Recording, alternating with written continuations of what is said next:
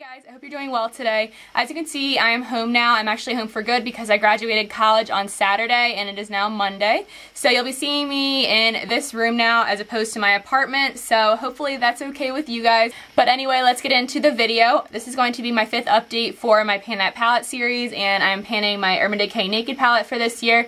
I will probably finish within the next couple months, so I don't really know if I'm going to pick out another palette to pan for the remainder of the year, but for now I'm just going to focus on my Naked palette, so let's get into the progress. So now I'm going to show you a picture from my previous update. And here's what my palette looks like now. As you can see, there's some major changes to the palette. So as you can see, Gunmetal and Creep are gone. I decided to crush them out of the palette because I would never use them if it wasn't for this challenge, and I didn't like them to begin with, so they're out of here. I crushed them up. I'm sorry if that makes you mad, but I just didn't feel like dealing with those shades, and I'm not going to force myself to use shades that I don't like. But I actually did finish a shadow this month. I finally finished Buck, which was a mid-tone, medium warm brown shade, and it was really pretty. I was getting sick of Buck, but I actually do kind of miss it because my matte transition and crease shades are a little bit too light, so I have to layer them up a little bit, and I like how Buck was just easy. It could get a little bit too heavy sometimes, but it was a good shadow. And then I also finished the bottom portion of Smog, as you can see here, and that was one of my goals, as well as finishing Buck.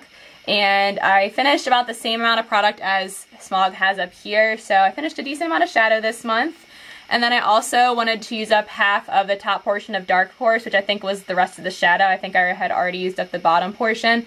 And I think I did make some progress on it. I don't know if I used up about half, but maybe something a little bit similar or a little bit close to that. And then for Hustle, I made some good progress on that. I wanted to use up half of the bottom portion, and I definitely did that. I have a whole bunch in the top portion still, but I think I can still finish this shadow in the next couple months. So I only have 3 shadows left in this palette. I think I want to go a little bit easy with my goals this month because I do want to play with my other shadows. So I want to try to finish half of Smog for what I have left.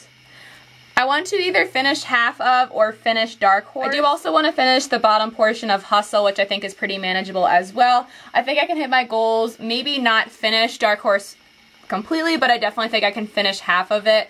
I'm just getting kind of sick of the rest of these shadows. Hustle and Dark Horse I'm fine with, but I am sick of the look I do with Smog. Sometimes it can look really nice, and then other times it can look kind of heavy, so I'm just kind of sick of Smog.